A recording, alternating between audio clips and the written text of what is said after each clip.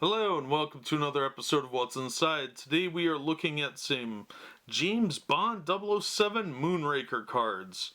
These are movie photo cards. They're just trading cards. Put out by Topps in association with the movie, of course. You get 10 movie cards, a sticker, and a stick of bubblegum. I assure you the bubblegum is probably 99.99% sure it is not safe to chew. Please do not chew the gum in these old wax packs. It's nasty. But a lot of people save the wrappers because they collect stuff. And for some reason the wrappers are collectible. Sometimes they'll have different ads. These two both have the same ad, but I can't certify that's the only one ad that will be on there. And these are from 1979, so finding a specific wrapper may prove to be a bit of a challenge. These packs tend to run a couple dollars a piece, partly because there were a lot more cards in these than there were in some of the other ones. I shouldn't say that. Some packs had 8 to 10 cards. There were a few, like Empire Strikes Back, I think had 12. So yeah, you'll want to kind of be aware of that the cost of it depends on what movie it is, the franchise, that sort of thing. This is James Bond, so it crosses over into normie land with James Bond collectors. So it's not just non-sport card collectors that'll be after these. And it also can be based on how many cards are in a pack, that sort of thing. It really depends on what the seller thinks is valuable about it. So you may be able to find these a little cheaper. They might be more expensive, but be aware that they're going for a couple bucks right now, but that could go up at any point, especially if a new Bond movie is coming out. These will go up. So since these are by Topps, I expect them to be pretty good. So let's take these out, and I'm going to try and be careful not to tear the wax because there are a lot of people that collect that. Excuse me. Alright, so this one's opening fairly easily. Now, with the top card, there might be some wax seal on here. Sometimes you can rub it off, most of the time you can't. So be aware of that. And then the other problem is on the bottom is going to be the stick of gum. Now, the gum you got to be a little more careful with because it can tear the paper. And it will usually leave a residue. Thankfully, this one's a blank back sticker. Oh, that's really gross. So you can see that left a real bad impression on there. That's from the confectioner's sugar that was on the gum, as well as the gum itself. If these weren't stored in like a cool, dry place, the gum will stick to these. And as you can see where it's done here, leaves an outline where the sugar and other bits and pieces have absorbed into the sticker or the card. And this is one of the worst case looking scenarios here. Thankfully, these don't have puzzle pieces, so it won't ruin the image on the front. Unfortunately, it also means there's no puzzle. Not on the back of the sticker. Which really didn't come along for a few years, as far as I could tell. So here's the unfolded wrapper. And what you'll want to look for if you're going to collect these is the corners here. Are they punctured by the cards? Because the cards should have sharp edges. You know, a nice crisp square. Very few of them are rounded. So yeah, you'll want to check for that. As little discoloration on the folds as possible. This one's not too bad actually. This corner is the worst one. But hopefully that shows up okay on there. Let's take a look at the cards and the sticker. So first up is the card we saw at the top. This is number 22, Evil Assassin Chang.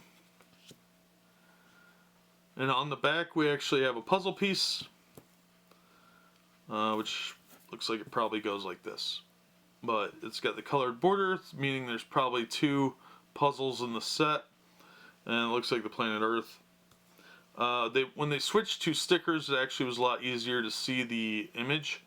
I think a lot of people started complaining and technology started to catch up where they could print this on the back of the stickers and it came out to be a much sharper image. And then we've got number 96, Destroying the Deadly Globes. Obviously there's at least 96 cards in the set. And on the back here, like so many trading cards, we have the border outline picture, which will be standard through most of the cards, if not, all of them that are not the puzzle pieces. And then we've got a little blurb here, and it says continued to number 97. So, collect all 99 cards. So there were 99 cards, probably about 11 to a dozen stickers. Maybe we'll find out.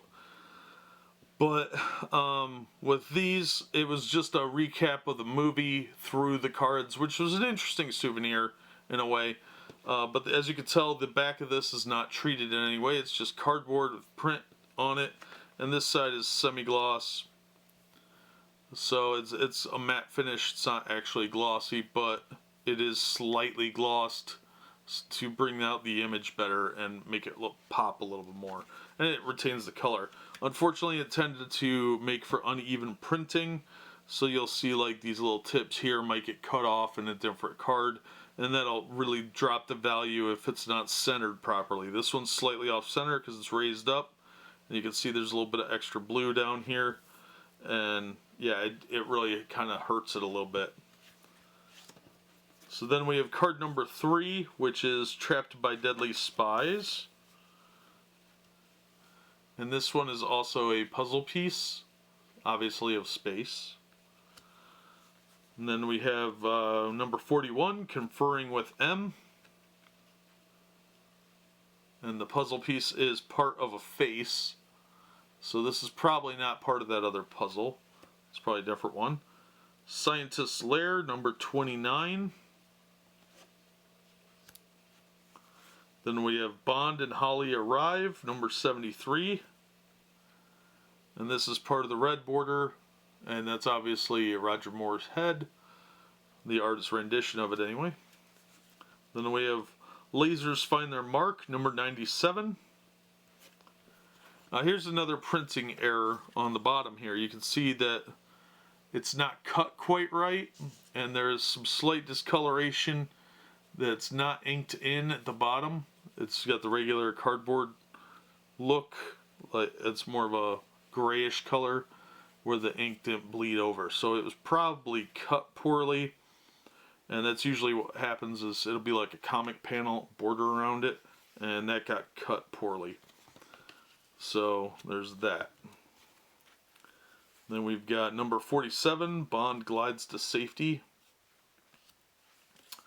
We have card number 58, Inside the Great Pyramid, which is the other half of the nose.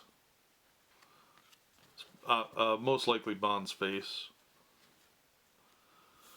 Then we have card number 48, Mysterious Hideout. So that's the first sticker. Sticker on the back, of course, is nothing except a big gross piece, and that is sticker number 10, which is Jaws.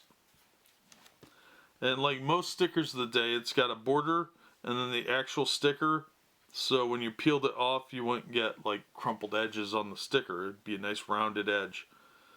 So yeah, that's sticker number 10. So let's look at our other pack and see what we've got in here.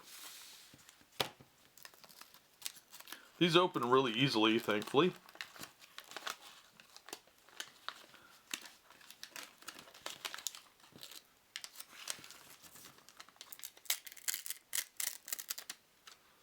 You want to be careful when these are stuck so that you don't rip the wax paper if you plan on keeping this for your collection. And of course you'll want to be careful when you try and peel the gum off because it's gross. And you'll probably want to wash your hands after opening these. I usually do because, well, I always do because it's gross. But also because it's probably unsanitary gum. So yeah, you can see that left a mark there too. It's a little sticky, actually. It's pretty disgusting. Our sticker is number 16. There's our villain guy with some goons, or henchmen as I prefer. Goons is so negative, whereas henchmen, that's a little bit classier. Alright, and our first card here is number 46. and that is A Daring Escape. And on the back it tells us what our yellow frame border puzzle is, and that's actually Jaws' face. So he's chewing through looks like a metal cable there. So and you'll notice this is off center, and it's drifted over a little bit. There's more blue on one side than there is on the other. The top has almost no blue, and the bottom has a lot. And there are 25 cards in this puzzle. This is puzzle B, so the red border one must be puzzle A. And there's 25 here, so that's actually quite a few cards. Then we've got card number 99, Death of a Mad Dream. And it even says end of series at the bottom. Excuse me, I got a little bit of a cold. It says end of series, so you know this is the last card if you didn't read the next sentence that says collect all 99.